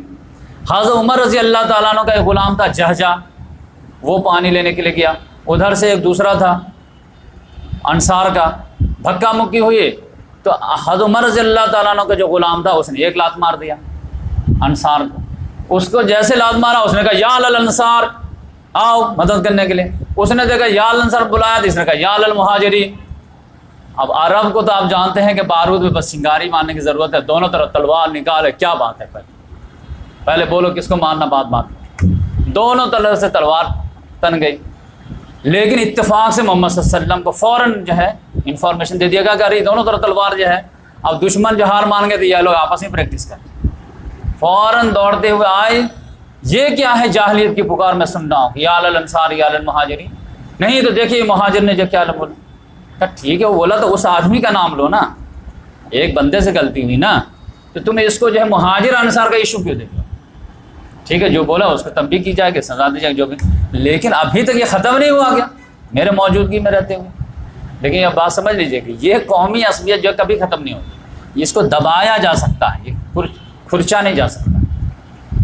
تو اس لحاظ سے جو ہے محمد صلی اللہ علیہ وسلم کے پہنچنے کی وجہ سے معاملہ تو دب گیا، اور محمد صلی اللہ علیہ وسلم ڈانٹ ڈپٹ کر کے سب لوگ شرمندہ ہو گئے، آ گئے۔ لیکن ادھر جو ہے عبداللہ بن ابی کو موقع مل گیا، اس نے اپنے کیمپ پہ اپنے کانفیڈنس والے لوگوں کو لیا، پھر جو ہے ڈانٹ ڈپٹ جو لگائے ہیں اپنے ماننے والوں کو، تم لوگ بے وقوف ہو، دیکھے اب نوبت کہاں تک آ گئی ہے، تم کو آنکھ دکھا رہے ہیں، یہ لٹے پٹے آئے تھے اب ہم کو دکھا رہے ہیں، ہماری بلی ہمیں کو میاں۔ یہ تو وہی مثال ہے پرانی، کہا جاتا تھا پہلے زمانے میں کہ کتا کو کھلا پلاؤ تاکہ تم ہی کو کاٹے۔ اب دیکھے تو سمجھاتے تھے تو بات سمجھ میں نہیں آتی، اب یہ سب سے فارغ ہو گئے تو تمہارے پیچھے پڑے۔ ان کی یہ جرت کہ انصار کو ہاتھ لگائے، ایسا کیوں ہے؟ کیونکہ تم لوگ کھلاتے پلاتے رہتے ہو، یہ بھیج رہے ہیں، وہ بھیج رہے ہیں، یہ بھیج رہے ہیں، کھاتے ہیں، کوئی کام ہے ہی نہیں، تو آپ دیکھو موٹے تازے ہو گئے، آپ تمہاری سے لڑ رہے ہیں۔ سب لوگ باتیں تو کھلے ہوئے تو تھے ہی، تو آپ وعدہ کرو لا تنفقوا علی من عند رسول اللہ حتی ينفضوا، کوئی بھی آدمی ان پر 1 روپیہ خرچ نہیں کرے گا یہاں تک کہ ان سے چھٹ کے بھاگ جائیں۔ سب کھانے کو ملتا ہے تو اللہ رسول قال اللہ قال رسول کرتے رہتے ہیں، جب کھانا جو ہے کھجور بھیجنا بند کرو گے سب خود ہی نکل جائیں گے۔ اب پھر ایک اور وعدہ کرو کہ چھٹے یا نہ چھٹے، وہ اس کا انتظار کیوں کرنے کا؟ لئن رجعنا الی المدینہ لیخرجن الاعز منها الاذل، اگر ہم لوگ مدینہ لوٹ گئے تو پہلا کام یہ کریں گے کہ وہاں کے جو عزت دار لوگ ہیں ان ذلیلوں کو نکال باہر کریں گے، گیٹ آؤٹ۔ ہم سے زبان لڑاتے، ہم کو آنکھ دکھاتے۔ اب اس طرح جو ہے کلوز ڈور میٹنگ کر لیا، اس بھڑاس نکالنے کا موقع مل گیا، پورا وعدہ ہے۔ اب ان کے ساتھ چیلے چپیٹے تو بہت تھے۔ ایک صحابی تھے زید بن ارقم رضی اللہ عنہ، یہ بڑے ٹاپ کے صحابی ہیں۔ یہ زید بن ارقم، دار ارقم جو ہے، ارلی اسٹیج میں جو اسلام تھا نا، جب خانہ کعبہ میں نماز پڑھنے کی بھی اجازت نہیں تھی محمد صلی اللہ علیہ وسلم صحابہ کرام کو، تو ان کا گھر جو تھا نا وہ تھوڑا پہاڑی کے قریب تھا، دور دراز، تو ان کے گھر کو جو ہے صحابہ کرام نے عبادت کے لیے مخصوص کیے تھے، جب تک حضرت عمر رضی ایمان نہیں لے آئے اور خانہ کعبہ میں نماز پڑھنے کی اجازت نہیں ملی۔ تو یہ دار ارقم کیا تھا؟ زید بن ارقم، یہ چھوٹے سے تھے، ارقم جو ہے ان کے والد کا گھر تھا، یہ بچے تھے لیکن اب بڑے ہو گئے تھے۔ یہ بات جو سن لیے، اب یہ چونکہ چھوٹے تھے تو عبداللہ بن ابی کیئر نہیں کر پایا، دیکھا سارے انصار ہیں کوئی مہاجر نہیں ہے، تو پورے بات دل کی بھڑاس نکال دیا۔ یہ چھوٹے بچے تھے، یہ چپکے سے سن لیے، اور سنے تو اپنے چچا سے جا کے جب بول دیے، چچا نے جا کر کے محمد صلی اللہ علیہ وسلم بول دیے کہ آپ کو معلوم ہے آپ تو آ کر کے جو ہے معاملہ دبا کر کے آ گئے، لیکن وہاں تو گل اور کچھ اور کھلا رہا ہو، معاملہ دبا نہیں ہے، کیا مطلب؟ کہا اس نے اس طرح بولا۔ کون بولا؟ زید نے بولا۔ کہا بلاؤ اس کو، عبداللہ بن ابی کو، اور اس کے ساتھیوں کو بلایا گیا۔ محمد صلی اللہ علیہ وسلم نے کہا تم نے یہ بات بولی؟ کہا نہیں۔ تو ایک بچے نے آگے بتایا، قسم خدا کی یہ سب بات ہی نہیں ہوئی ہمارے یہاں۔ اب دوسرے بھی جو چیلے جب بانٹے تھے، یا رسول اللہ، بچے کو وہم ہو گئے، اب بچے کی بات پہ کیا وشواس ہے؟ اور یہ سردار لیول کا آدمی یہ جھوٹ بولے گا کیا؟ اب وہ واللہ میں کہتا ہوں، میں تو جب دیکھا سپورٹر وغیرہ تو واللہ للہ تھا، عرب کا تو اپنا یہ تھا، قسم خدا کی بات ہی نہیں ہوئی کچھ ہماری۔ تو اب سب جو ہے ٹوٹ پڑے، زید بن بیچارے لڑکے۔ اب یہ مہاجر تھے، یہاں پہ مہاجر انصاری کا ایشو تھا۔ اب کہا یہ دیکھیے جو ہے مار کھلانے کے لیے آپ کو شکایت لگایا۔ محمد صلی اللہ علیہ وسلم بھی جو ہے بولے کہ زید تم کو ایسا نہیں کرنا چاہیے، ان کو بھی جھٹلا دے کہ تم کیوں ایسا بولے۔ سب ایک طرف ہو گئے تھے۔ زید کہتے ہیں کہ میں تو فق رہ گیا، مجھے تو کچھ بن ہی نہ پڑا، اتنی تکلیف ہوئی ہے کہ میں آپ کو بیان نہیں کر، سیدھے گھر پہ آ کر کے میں سو گیا۔ ہر نے جھٹلا دی، یہاں تک محمد صلی اللہ علیہ وسلم بھی جھٹلا دی۔ اسی سے کلیئر ہوتا ہے نا کہ محمد صلی اللہ علیہ وسلم عالم الغیب نہیں تھے، ورنہ اتنا آنےسٹ صحابی کو کیسے جھٹلا دے۔ لیکن گراؤنڈ ریئلٹی یہ تھی کہ ان کے فیور میں اتنے لوگ ہیں، تمہارے فیور میں کوئی نہیں آ رہا۔ یہ تو اکیلے چپکے سے کلوز ڈور میٹنگ سنے تھے، لہذا یہ جو جھوٹے ثابت ہو گئے وہ لوگ سچے ثابت ہو گئے، قسم کھا لیے تھے وہ لوگ۔ یہ بولتے ہیں کہ میں آ کر کے جو ہے یہ اسٹوری بک نہیں ہے، سمجھے، یہ بخاری میں سنا رہا ہوں اپنے انداز۔ تو یہ جو ہے جیسے نیند میں سوئے تھے، غم سے نڈھال تھے، کہ کچھ ہی لمحہ گزرا تھا کہ اللہ تعالیٰ پورا سورہ منافقین نازل کر دیا، پورا سورہ منافقین۔ اذا جاءك المنافقون قالوا نشهد انك لرسول الله والله يعلم انك لرسوله والله يشهد ان المنافقين لكاذبون۔ جب منافقین آتے ہیں کہتے ہیں کہ ہم گواہی دیتے ہیں کہ بے شک آپ اللہ کا رسول ہے، اور اللہ سے بڑھ کر کون جانتا ہے کہ آپ اللہ کا رسول ہیں، لیکن اللہ گواہی دیتا ہے یہ جھوٹ بول رہے ہیں۔ اب جھوٹ تو نہیں بول رہے تو مطلب بول رہے تھے اللہ کے رسول ہیں آپ، یعنی دل سے نہیں بول رہے ہیں، آپ کے منہ پہ بول رہے ہیں کہ اللہ کا رسول ہے، دل سے آپ کو نہیں ماننا اللہ کا رسول۔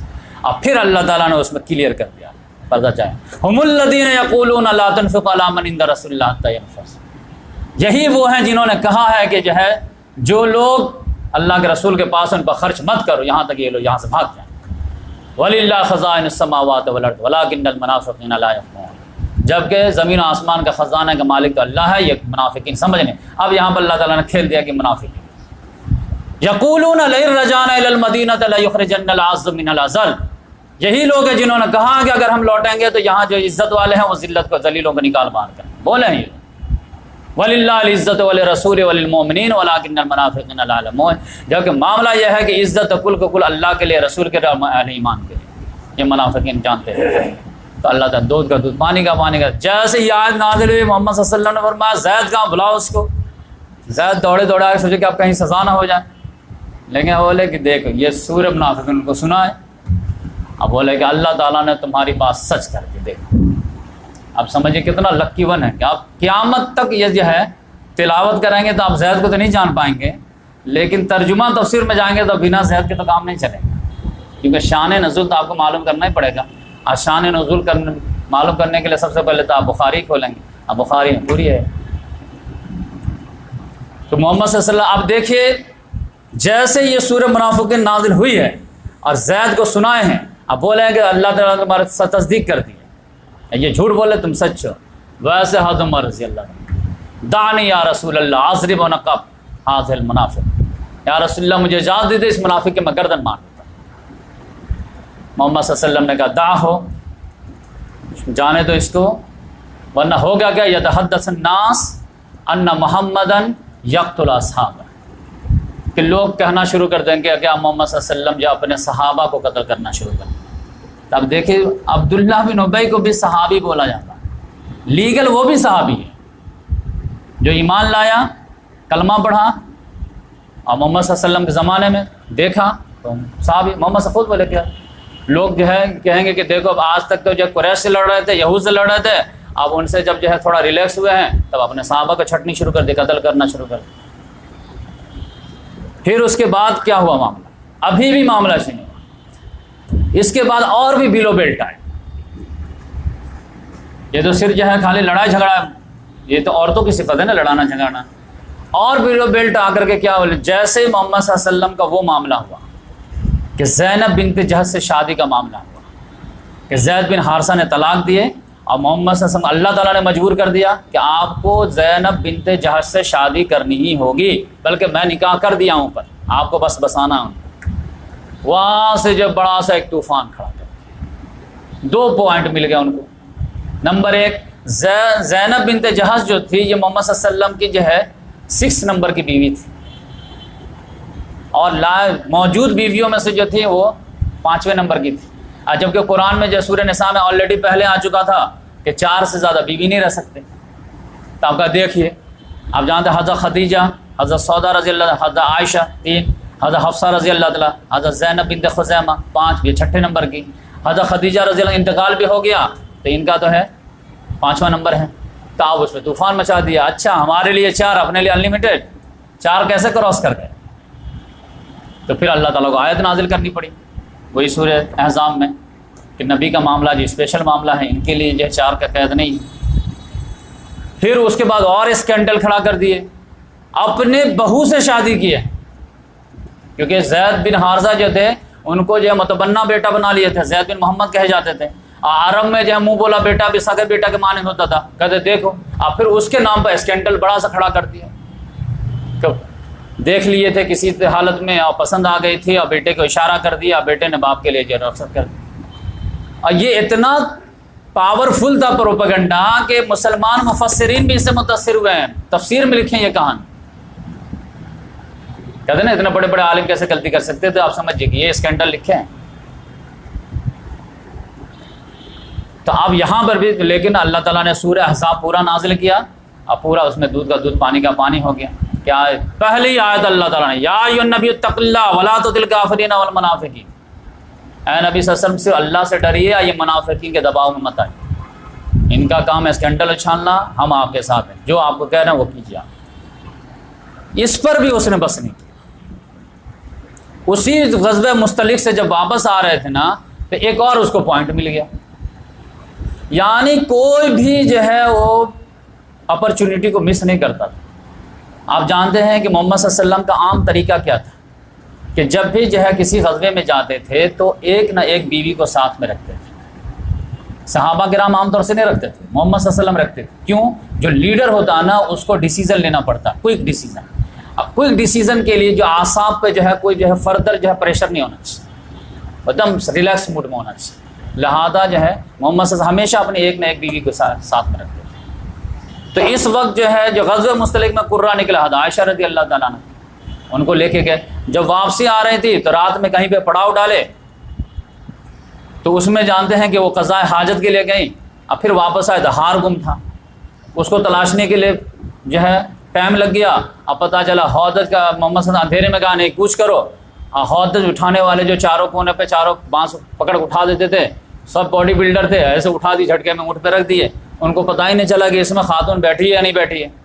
حضرت عائشہ رضی اللہ عنہا کہتے کہ میں اس زمانے میں دبلی پتلی تھی تو چاروں کو پتہ ہی نہیں چلا، کوئی ایک اٹھاتا تو سمجھ میں آتا، چاروں نے سمجھا کہ ہیں اس میں۔ اب پتہ چلا قافلہ چلا گیا، اب میں چھوٹ گئی۔ میں جب ہار کھوج کر کے آئی اپنے جگہ پہ، اب ہار کہاں پہ تھی معلوم ہے؟ جو اونٹ کے نیچے ہار جو ہے گر گیا تھا، اسی پہ اونٹ بیٹھی۔ اب جب اونٹ اٹھی تو پتہ چلا اسی کے نیچے۔ تو بولے کہ اب تو میں کیا کروں؟ رات میں جو ہے وہیں پہ ایک درخت کے نیچے جا کے بیٹھ گئی، اور ان کو جو ہے آنکھ کی جو ہے ایک پرابلم، ہمیشہ نیند بہت آتی تھی تو فٹاک سے وہ سوکھ بھی گئی۔ محمد صلی اللہ علیہ وسلم اپنا ایک نظام بنا کے چلتے تھے کہ جب بھی قافلہ آگے جاتا تھا تو پیچھے ایک صحابی کو چھوڑ دیتے تھے کہ وہ جو ہے آئے اور تاکہ جو ہے کوئی سامان گرا پڑا ہو تو اس کو چنتے ہوئے لے کر گئے۔ وہ جب آئے تو دیکھے کہ یہ کون گٹھری پڑی ہوئی، جب قریب آئے تو اچھا لیڈیز ہے، لیڈیز آئے تو پتہ چلا یہ جب سو رہی تھی تب چہرہ وغیرہ ڈھانک کے سوئی تھی، لیکن نیند میں جو ہے چہرہ کھل گیا تھا۔ دیکھتے ہی فوراً انا للہ و انا الیہ راجعون، چھوٹنا بھی تھا، انہیں کو چھوٹنا تھا امہات المومنین کو۔ تو جیسے ہی زور سے انا للہ و انا الیہ راجعون پڑھے ویسے ان کی آنکھ کھل گئی، فوراً انہوں نے چہرہ پہ پردہ کیا۔ اب بولے کہ وہ لیکن مجھے پہچان گیا، اس کا نام تھا صفوان بن معطل، کیونکہ پردہ کا حکم نازل ہونے سے پہلے وہ مجھے دیکھ چکا تھا۔ تو فوراً انہوں نے چہرہ ڈھانپا، یہ اتنے شریف تھے کہ فوراً اونٹ کو بیٹھائے، اس پہ محمد صلی اللہ علیہ وسلم بیوی جو بیٹھ گئیں اور یہ مہار پکڑ کے جو ہے دھیرے دھیرے لے کر کے آ گئے۔ اب یہ جو ہے ایک جگہ قافلہ جو ہے وہاں پہ ہالٹ کیا ہوا تھا۔ اب جب حضرت عائشہ رضی اللہ تعالیٰ عنہ اونٹ پہ بیٹھ کے آ رہی ہیں، اب اس میں تو کوئی ہودج وغیرہ تھا نہیں کیونکہ وہ تو مرد کا اونٹ تھا، لیکن لگ بائی چانس ایسا ہوا تھا۔ یہ مہار پکڑ کے آ رہے ہیں، جیسے ہی لوگوں نے دیکھا تو اب یہ اتفاقی بات ہو سکتی ہے، لیکن عبداللہ بن ابی کو طوفان میں تبدیل کر دیا۔ دیکھتے ہی کہا قسم کھا کے کہتا ہوں، قسم خدا کی یہ بچ کے نہیں آ رہی، واللہ یہ غلطی نہیں ہے، یہ پری پلان معاملہ ہے، یہ وہ پورا اسکینڈل کھڑا کر دیا۔ اب اس سب کے معاملے میں آپ جانتے ہیں کان بہت کچے ہوتے ہیں۔ کسی عالم کے بارے میں کہیے کہ عالم بہت اچھا ہے، نہیں کیا دلیل ہے، کتنے سال سے رہنا ہے، نہیں یہ سارے اب بول دیے یہ معاملہ ہاں مجھے لگتا ہی تھا ایسا، پہلے سے مجھے یقین تھا، تو پہلے سے یقین کر کے بیٹھے رہیں گے تو کیا ہوگا۔ تو اس معاملے میں جو ہے انسان کی فطرت ہی یہی ہے۔ آپ جانتے ہیں یہ صرف منافقین اس سے جو نہیں متاثر ہوئے تھے، آنےسٹ صحابہ کرام بھی متاثر ہوئے تھے۔ اللہ تعالیٰ کو سورہ نازل کرنی پڑی، سورہ نور میں بہت ڈانٹے، دیکھے نہیں کہ کون بول رہا، کیا بول رہا، کس کے بارے میں بول رہا ہے، بس ہاں ملا دیے۔ تو جو ہے بہت زیادہ وہ پورا جو ہے میں کہانی سنا چکا ہوں سیرت النبی میں، اس کو واقعی افک بولتے ہیں۔ 1 مہینے تک معاملہ سیریس رہا کیونکہ 2 ٹاپ مسلمان جو اس میں زد میں آ رہے تھے، ابو بکر کی بیٹی، محمد صلی اللہ علیہ وسلم کی بیوی، اپنے طرف سے کچھ بول ہی نہیں سکتے، کیونکہ بولیں گے تو ہر آدمی کہے گا باپ جو ہے اپنی بیٹی کا ڈیفینس کرتا ہی ہے اور شوہر اپنی بیوی کے بارے میں اچھا بولتا ہے، اب جو ہے صفائی دے تو کون؟ لہٰذا لیکن اللہ تعالیٰ جب سورہ نور کی 10 آیت نازل کیا تب ان لوگوں کے منہ بند۔ اس میں بھی جب معاملہ زیادہ تلخ ہو گیا تو محمد صلی اللہ علیہ وسلم خطبہ دینے کے لیے ممبر پر کھڑے، جب حضرت عائشہ رضی اللہ عنہ بالکل کانفیڈنس میں لے لی کہ یا رسول اللہ کوئی ایسا معاملہ نہیں ہے، لیکن میں اگر صفائی بھی دوں تو آپ لوگ مانیں گے نہیں، غلط بات قبول کر لوں جو میں کی نہیں ہوں تو آپ لوگ مان جائیں گے۔ اور محمد صلی اللہ علیہ وسلم سب لوگوں سے انکوائری کیے، سب نے پازیٹیو ہی جواب دیا، تو پھر خطبہ دینے کے لیے کھڑے، کیونکہ طوفان بدتمیزی پورے مدینہ میں برپا، گھر کی خبر نہیں ہے، دوسرے کو اصلاح کرنا چلیں، گھر کی خبر نہیں ہے، کوئی ایسا بندہ نہیں ہے تم لوگوں میں سے کہ ان کی مجھے مصیبت سے ہم کو نجات دے۔ یعنی اشارہ تھا کہ عبداللہ بن ابی کو کوئی ایسا نہیں کہ اس کو قتل کر دے۔ دیکھ رہو شروع دن سے کیا معاملہ ہو رہا۔ تو سعد بن معاذ رضی اللہ تعالیٰ عنہ کھڑے ہو کہ یا رسول اللہ اجازت دیجیے میں قتل کر دیتا ہوں۔ جیسے اجازت مانگے کہ اس کے قبیلے کا جو سعد بن عبادہ تھے وہ کہا نہیں نہیں اچھا ہمارے خاندان کا اسی لیے تم پھڑپڑا رہے، تمہارے خاندان کا رہتا تھا ایسے کبھی نہیں بول۔ اب آپ سمجھ جائیے کہ معاملہ کہاں، جو لوگ یہ سمجھتے ہیں سیرت النبی کا اسٹڈی کیے ہی نہیں نہ قرآن کا اسٹڈی کیے، وہ سمجھتے ہیں کہ محمد صاحب مدینہ پہنچے نہیں تو آؤ بھگا شروع ہو گئی، سارا مدینہ ہی جو گلے لگا لیا۔ تو معاملہ ایسا نہیں تھا۔ یہ میں بار بار کہتا ہوں کہ یہ ایمان جو ہے نا کوئی چپ نہیں ہے کہ آئیڈیا کا چپ ہٹا کر کے جو ہے ووڈا کا فون چپ لگا لیے تو جو ہے کام کرنے لگے۔ یہ انسان کی تربیت بہت گریجولی کرنی پڑتی ہے، اور جس نے جتنے محمد صلی اللہ علیہ وسلم کے صحبت میں وقت گزارا نا وہ اتنا ہی پرفیکٹ ہوا ہے، اور جو بعد میں ایمان لائے نا اور ان کو موقع نہیں ملا ہے تو وہ کچے کے کچے رہ گئے۔ یہ چپ والا معاملہ نہیں تھا، جتنے صحبت میں رہو گے، جتنے قرآن حدیث سے اٹیچ رہو گے اتنی زیادہ تمہارے اخلاق و کردار میں بلندی آئے گی، جتنا دور رہو گے اتنی ہی کمی رہے گی۔ لہٰذا آپ یہاں پہ دیکھیں دونوں کی طرف سے تلوار تن گئی اوس خزرج میں، یہاں تک کہ محمد صلی اللہ علیہ وسلم کو اپنی بات واپس لے، بھائی جانے دو، ایک کو مارنے کے چکر میں 50 مت مرو، جانے دو، کینسل کرو۔ تو یہاں تک معاملہ آیا کہ جو ہے واقعی اس کے بعد بھی اس کو قتل کرنے کا جو ہے ماحول نہیں بن پایا۔ پھر اس کے بعد آپ جانتے ہیں کہ جو ہے خیبر جب چڑھائی ہوئی تو سب سے پہلے جو ہے لیٹر اسی نے لکھ دیا۔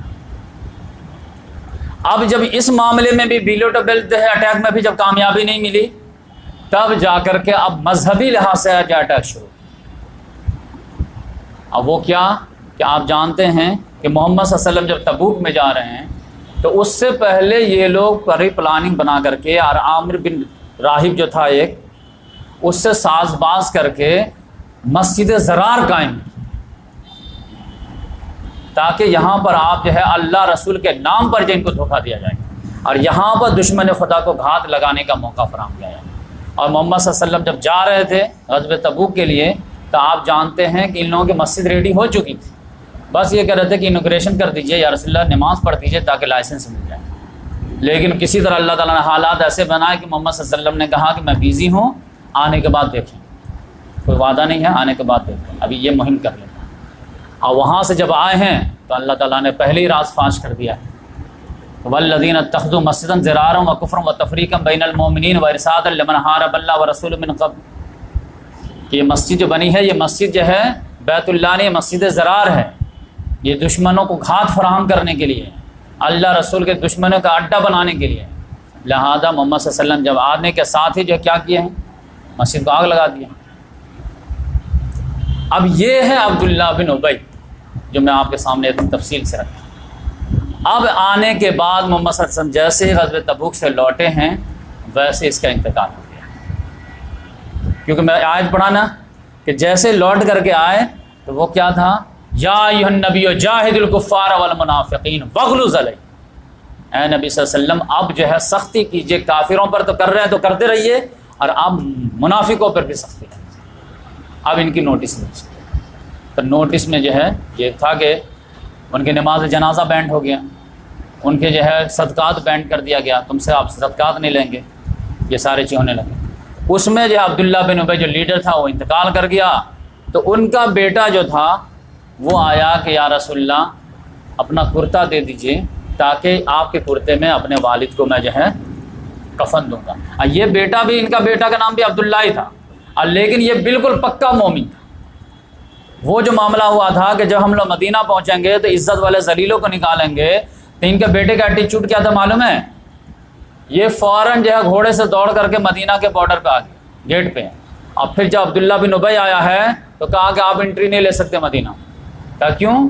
کہا آپ ہی نے کہا نا عزت والے یہاں رہیں گے، ذلیل نہیں رہیں گے۔ تو اللہ اس کا رسول عزت دار ہے، آپ ذلیل ہیں، آپ جائیے باہر جائیے۔ ارے میرا بیٹا ہو کر کے مجھے تم ایسا بولا؟ کہا ہاں، قرآن میں آیا نا فَلِلَّهِ الْعِزَّةُ وَلِلرَّسُولِ وَلِلْمُؤْمِنِينَ، تو منافقین عزت والے نہیں ہیں، تو آپ جائیے آپ۔ تو وہ تو ہکا بکا رہ گیا۔ جب محمد صلی اللہ علیہ وسلم کا قافلہ آیا ہے تو محمد صلی اللہ علیہ وسلم نے مروت میں کہا جانے دو بھائی تم۔ اس میں بھی کہا یا رسول اللہ اگر آپ کی خواہشیں ہیں، وہ تو واقعی عفق والا جو معاملہ تو الگ ہے، لیکن اگر جس روز آپ کا ڈیسیژن ہو جائے اس کو قتل کرنا ہے تو مجھے آپ اشارہ کیجئے گا، میں اپنے ہاتھ سے اس کی گردن لا کے دوں گا آپ کو۔ یہ ایسا بیٹا تھا، لیکن پھر بھی باپ ہے، ایمان ایمان ہے۔ جب اس کا انتقال ہوا تو محمد صلی اللہ علیہ وسلم کے پاس آیا کہ یا رسول اللہ اپنا کرتا دے دیجئے، میں اپنے والد کو کفن دے دوں۔ محمد صلی اللہ علیہ وسلم کہا ٹھیک ہے بیٹھو، میں اتار کے لا کر کے دے دیتا ہوں۔ دوسرا کرتا پہنے لا کر کے دے دیے۔ تو اب دیکھے جب بچے رہتے ہیں نا کہ جیسے ایک ریکویسٹ مانی تو دوسرا بھی، یا رسول اللہ تھوڑا نماز جنازہ بھی پڑھ دیجیے تو اور اچھا رہے گا۔ محمد صلی اللہ علیہ وسلم کھڑے ہوئے، حضرت عمر رضی اللہ تعالیٰ عنہ فوراً پکڑے کپڑا، یا رسول کہاں؟ کہا نماز جنازہ کے لیے۔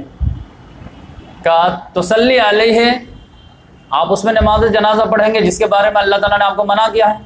قسم استغفر لهم او لا تستغفر لهم تستغفر لهم 70 مرۃ فلن یغفر اللہ لهم، آپ ان کے لیے استغفار کریں نہ کریں 70 مرتبہ بھی کریں گے ہم نہیں معاف کریں گے یہ منافقین کو۔ تو اللہ تعالیٰ نے تو آپ کو معاف کیا، منع کیا تھا، آپ اس پہ کیسے نماز جنازہ پڑھیں گے؟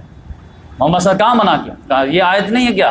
کہا اس میں تو اختیار ہے، کہاں منع ہے کہ آپ 70 مرتبہ کریں نہ کریں ہم نہیں معاف کریں گے؟ منع تو نہیں ہے نا 70 مرتبہ کے بارے میں، نا میں 71 مرتبہ پڑھوں سازیدوں میں۔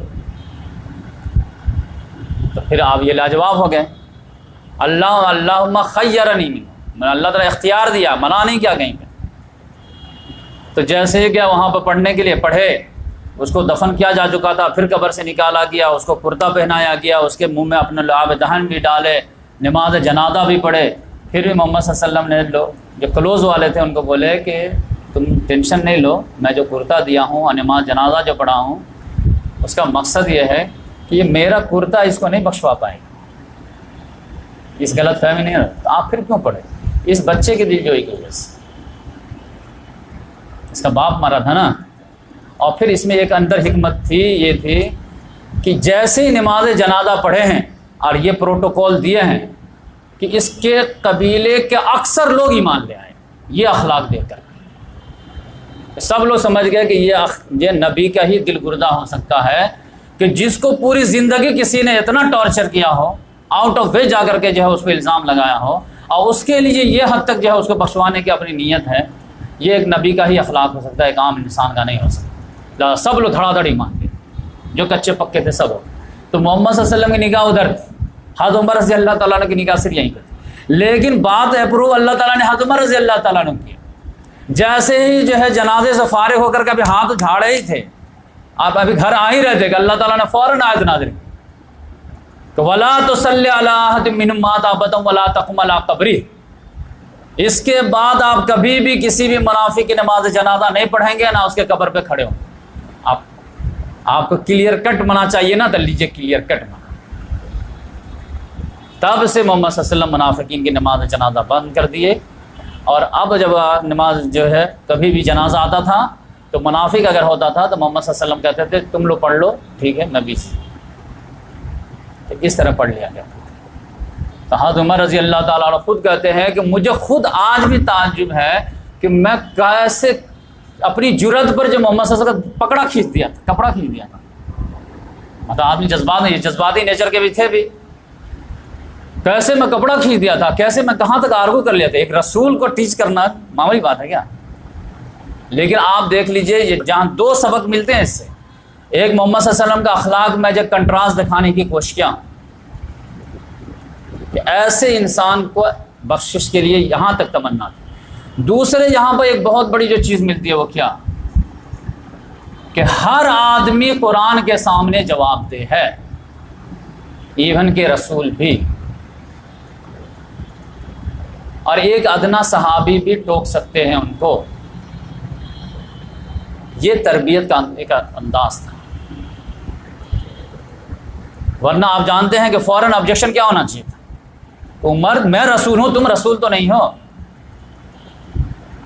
یہی ہونا چاہیے تھا نا۔ ہم لوگ رہتے اور کوئی بچہ اس طرح کرتا تو ہم لوگ ڈانٹ دیتے کہ نہیں، خاموش رہو، سوال کرتا، بدتمیز ہے، یہ ہے وہ فلاں ہے۔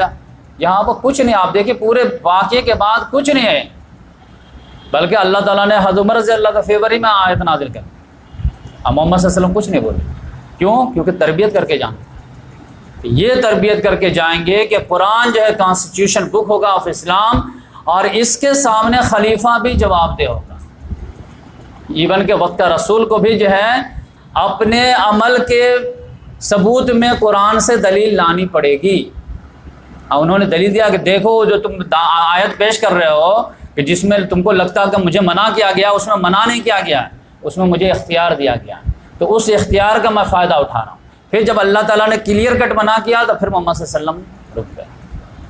تو یہ دیکھیے صحابہ کرام کو تربیت کا انداز کہ حضرت عمر رضی اللہ تعالیٰ نے جب خلیفہ بنے اور عورتیں جو ہے بہت زیادہ مہر کو باندھنا شروع کر دی کہ میں 5 لاکھ لوں، 6 لاکھ لوں گی، 7 لاکھ لوں تب نکاح کروں گی، تو صحابہ کرام نکاح نہیں کر پا رہے تھے، تو آ کر کے شکایت کی ہے کہ کچھ تو کنٹرول کیجیے ان کو۔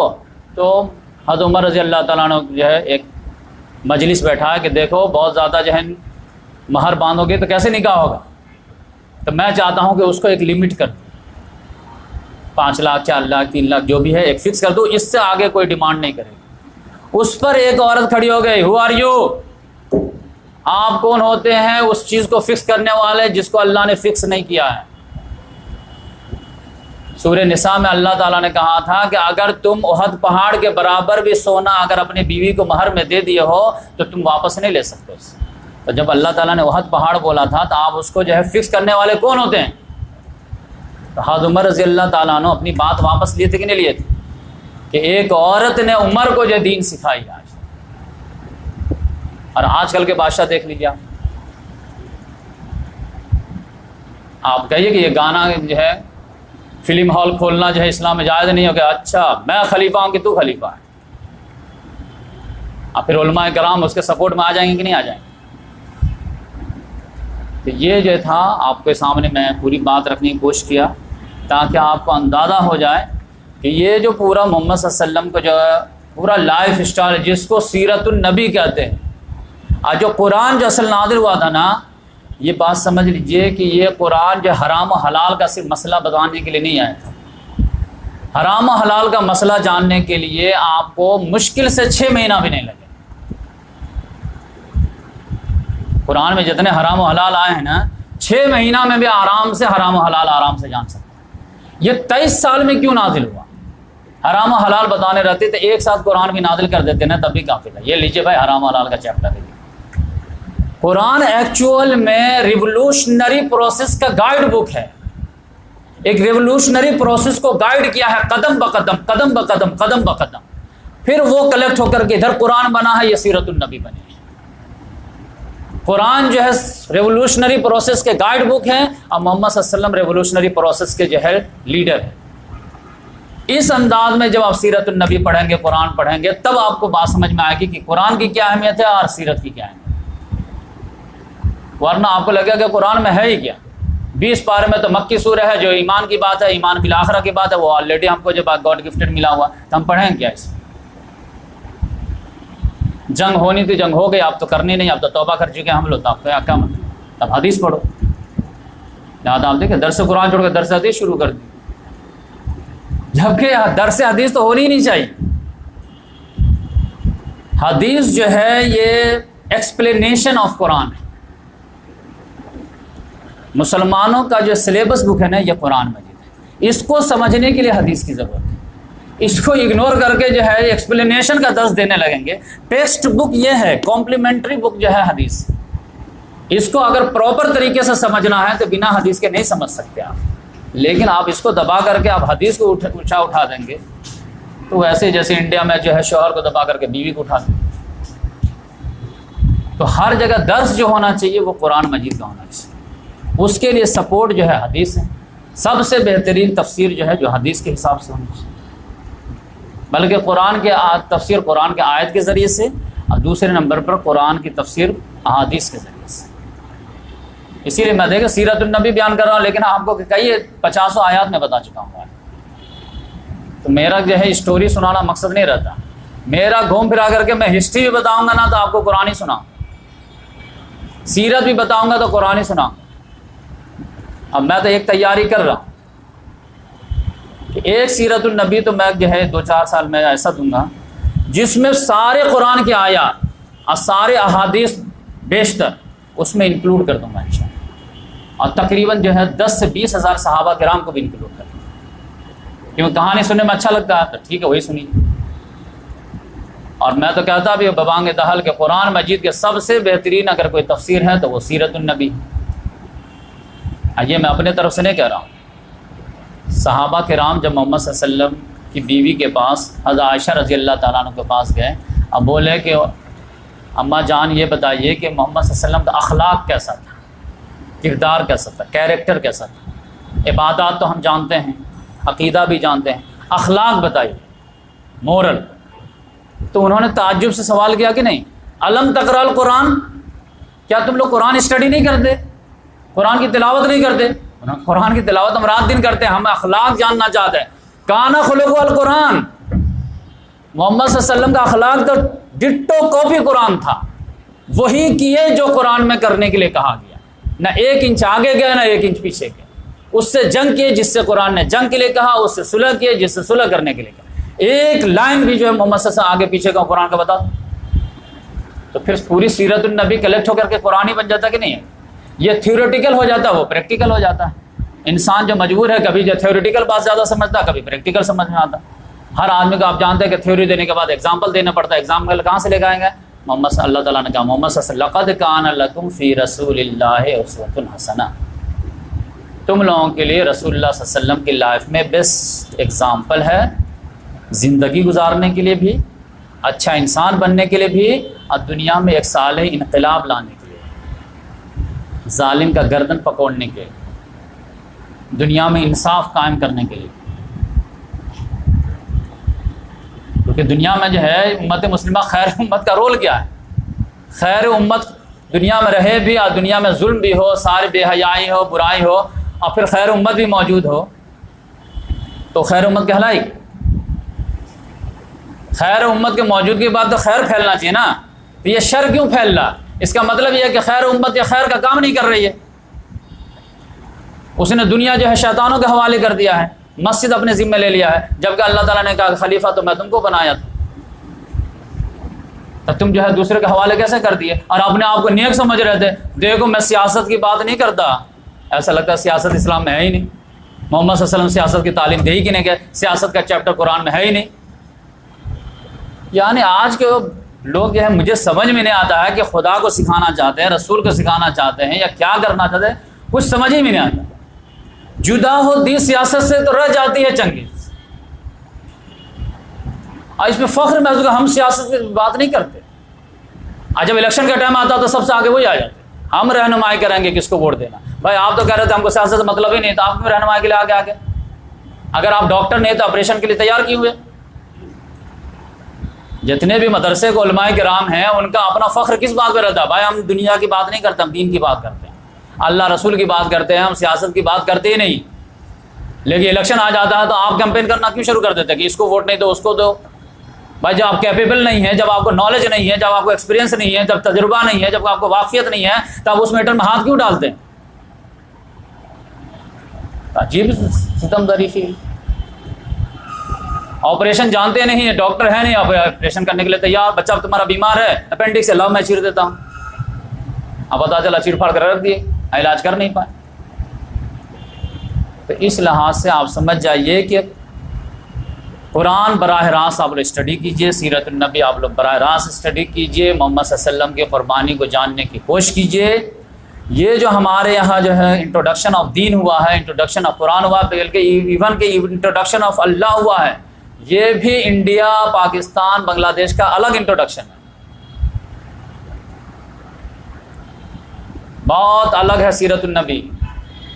ہمارے تو ایسا لگتا ہے کہ صحابہ کرام کو تو کچھ قربانی دینی ہی نہیں پڑی تھی. محمد صلی اللہ علیہ وسلم تو مدینہ آ گئے تھے، جو تھوڑے سے طائف وغیرہ میں جھیلنا پڑا بقیہ تو کیا تھا، ایک دم مدینہ آتے ہی ٹھنڈے چھاؤں میں آ کے بس آرام سے جو بیڑا پار تھا، جبکہ یہ معاملہ نہیں تھا. اور پھر محمد صلی اللہ علیہ وسلم کے آنکھ بند ہونے کے باوجود یہ دین کے غلبے کا جو ہے پروسیس آگے بڑھتا رہا، رکا نہیں. جب میں اس کے بعد خلفاء راشدین کا واقعہ بیان کروں گا نا 30 سال، تو میں تو پڑھ کر کے یاد کر کے پریشان ہوں. اتنی جنگ ہے کہ میں کہاں سے یاد کروں، کس کو یاد کروں، کس کو چھوڑوں. حضرت عمر رضی اللہ تعالیٰ عنہ کے دور میں تو ٹائم نہیں ملتا تھا، نہ تو ایک وقت میں 3 طرف لانچ کیے ہوئے تھے. اب پوری دنیا پریشان تھے، سر پکڑے تھے کہ یارب والوں کو کیا ہو گیا، کیوں ہم پہ چڑھ دوڑے. تو اس کو کیا ڈیفینس کریں گے آپ. سب جو ہے قادسیہ میں بھی جو ہے سیلف ڈیفینس ہو رہا تھا کیا، یرموک میں سیلف ڈیفینس ہو رہا تھا کیا، شام فتح ہو رہا تھا سیلف ڈیفینس تھا کیا. کس کو بیوقوف بنا رہے ہیں. پوری دنیا ہسٹری پڑھ چکی ہے. آپ نہیں پڑھیں تو آپ سمجھ رہے ہیں کہ جو ہے بلی کو دیکھ کر کے آنکھ بند کر لیے ہیں تو کبوتر سوچے کہ بچ جائیں گے. طوفان کو دیکھ کر کے شترمرغ جو ہے ریت میں سر ڈال دیا تو سوچے کہ طوفان چلا گیا. علمی میدان میں مقابلہ کیجئے، آپ جو اسٹڈی کیجئے پہلے سیرت النبی کا، گراؤنڈ پھر ریئلٹی کو آپ ایکسیپٹ کیجئے، دین کے تانے بانوں کو سمجھنے کی کوشش کیجئے. پھر آپ سمجھیے کہ محمد صلی اللہ علیہ وسلم کا اصل کنٹریبیوشن امت کے لیے کیا ہے، انسانیت کے لیے کیا ہے. دنیا میں ایک ہی مرتبہ ہوا ہے کہ کچھ لوگ کھڑے ہوئے ہیں مظلوموں کی داد رسی کے لیے جان دینے کے لیے، دنیا کو بادشاہت کے چنگل سے آزاد کرنے کے لیے، تاکہ اب تم لوگ آزاد ہو، چاہو تو اسلام کو قبول کرو چاہو تو نہ کرو. جب تک یہ کیسر و کسرا کے دیواروں کو نہیں توڑا جاتا، انسان تو آزاد ہی نہیں تھا کہ اپنے جو ہے چوائس سے جو ہے اپنا مذہب انتخاب کرے. یہ بیریئر کس نے توڑا تھا، یہ تو اسلام نے توڑا تھا نا. اب اس کے لیے تو جنگ کرنی پڑتی کہ نہیں کرتی، کیسر و کسرا کو جو ہے ہٹانا پڑتا کہ نہیں پڑتا. تو اس لحاظ سے محمد صلی اللہ علیہ وسلم کا اصل کنٹریبیوشن ہے جو ہے ہم اپنا جواب نہیں دے پاتے کیونکہ کمپریہنسو اسٹڈی نہیں رہتی ہے، تو لہٰذا پڑتا ہے نیا سب ڈیفینس. بھائی یہاں تک تو آپ زیادہ سے زیادہ آ سکتے ہیں خندق تک، لیکن اس کے بعد جو کچھ بھی ہوا اس میں تو سب آفینسو، کیونکہ اللہ تعالیٰ نے محمد صلی اللہ علیہ وسلم کو آرڈر دیا تھا والذی ارسل رسولہ بالہدی ودین الحق لیظہرہ علی الدین کلہ ولو کرہ المشرکون. وہ اللہ جس نے آپ کو جو ہے بھیجا ہے کس کے ساتھ، 2 چیز کے ساتھ، ایک الہدا ٹوٹل گائیڈنس قرآن مجید کے ساتھ، ودین الحق اس کے بیس پر ایک نظام زندگی کے ساتھ، کمپلیٹ سسٹم آف لائف کے ساتھ. کس لیے، خالی تلاوت کے لیے نہیں، تقریر کے لیے نہیں، لیظہرہ علی الدین کلہ، تاکہ تمام ادیان باطلہ پر اس کو غالب کر رہا جائے. ولو کرہ المشرکون ولو کرہ الکافرون. کافروں کو پسند ہونا ہو، اس کا آپ کو پسند ناپسند کا لحاظ نہیں کرنا، آپ اس کو لے کے آ رہے ہو. تو یہ اصل مشن تھا. جب آپ جانتے ہیں کہ اسلام ہی حق ہے تو اس کا حق ہے کہ پھیلے. اب اس کے راستے میں کوئی آ گیا تو وہ سائڈ کر دیا جائے. یہ اصل ہے الملک للہ والحکم. اسی لیے آپ جانتے ہیں صحابہ کرام کے دور میں بارڈر ہوتا ہی نہیں تھا. کوئی بھی حدیث میں، کوئی بھی قرآن میں کہیں پہ بھی اسلامی بارڈر بتا دیجیے کہ ابو بکر صدیق رضی اللہ تعالیٰ عنہ میں یہ بارڈر تھا، اور عمر فاروق کے زمانے میں یہ بارڈر تھا، اور محمد صلی اللہ علیہ وسلم کے ٹائم میں یہ بارڈر تھا، اور عثمان غنی رضی اللہ تعالیٰ کو یہ بارڈر تھا. بارڈر کا کانسیپٹ ہی نہیں تھا. یہ تو بدعت ہے جو اب ایجاد ہوئی ہے، یہ 19ویں صدی میں. اسلام میں بارڈر کا جہاں تک بس چلے وہاں تک اسلام کا بارڈر. محمد صلی اللہ علیہ وسلم جو ہے تبوک تک بارڈر کر کے گئے، حضرت ابو بکر صدیق رضی اللہ عنہ موقع ملا تو اور آگے بڑھا دیا کہ نہیں بڑھا دیا. حضرت عمر رضی اللہ تعالیٰ اور طاقت ملا تو اور پھیلا دیا کہ نہیں پھیلا دیا. اسلام کا تو ایک ہی اپنا ماننا ہے، الملک للہ. ملک کس کا ہے، عقیدہ درست کرو. ملک کس کا ہے، اللہ کا ہے. تو پھر حکم کس کا ہونا چاہیے، آرڈر کس کا چلنا چاہیے. یہ عقیدہ کے اگینسٹ آپ فتوا دیتے ہیں. للہ ما فی السماوات و ما، کتنا آسانی سے پڑھ دیا. اللہ ہی کے لیے جو کچھ بھی آسمان میں، جو کچھ بھی زمین میں. تو پھر بچا کیا. تو جب اللہ کے لیے ہے تو پھر شریعت کس کی نافذ ہونی چاہیے، دین کس کا نافذ ہونا چاہیے، آرڈر کس کا چلنا چاہیے. تو کتنا آسانی سے ترجمہ بھی کرتے، تلاوت کا ثواب لے کے آ جاتے ہیں. پتہ چلا ہوا بھی نہیں لگی کیا بول کے گئے. اس میں قیامت چھپی ہے. اس میں للہ ملک السماوات والارض، اللہ ہی کے لیے زمین آسمان کی بادشاہ. ٹھیک ہے، تلاوت ثواب 10، ہر لفظ پہ 10 مل گیا، بس ہو گیا. بھائی اس کے پیچھے کیا ہے. ایک مرتبہ ایک لڑکا ایک لڑکی کے بارے میں کہتا تھا قبل تو اس کے پیچھے قیامت ہوتی کہ نہیں ہوتی. بس کہ قبول تو بول دیا، آگے بڑھ جاؤ. للہ ملک السماوات والارض بول دیے، للہ ما فی السماوات بول دیے، 50 مرتبہ ہیمر کیا گیا، ہر سورے میں للہ ملک السماوات لایا گیا. تو کس لیے؟ کیا مطلب کہ زمین و آسمان کی بادشاہت اللہ کی، تو آپ کس کا چلنا چاہیے؟ بس طاقت نہیں ہے تو ٹھیک ہے کوئی دوسرا چلا ہے، لیکن اہل ایمان میں غیرت ہو، اس میں طاقت ہو، اور پھر کفر دندنا رہا ہو، how it can not possible, یہ پاسبل ہے.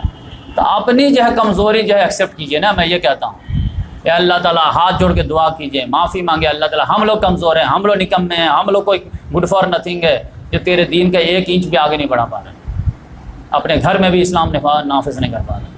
تو ہماری خطاؤں کو معاف کر. تیرا دین تو جو ہے حکمران ہی کے لیے آیا، الاسلام یعلو والا، اسلام کے بغیر تو دنیا میں انصاف ہو ہی نہیں سکتا. دنیا میں جتنے لوگ کوشش کر رہے ہیں سب جو ہے وائلڈ گرچیز کر رہے ہیں، ناکامی کی طرف جا رہے ہیں. کاش کہ امت مسلمہ کو اٹھنے کے توفیق ملے.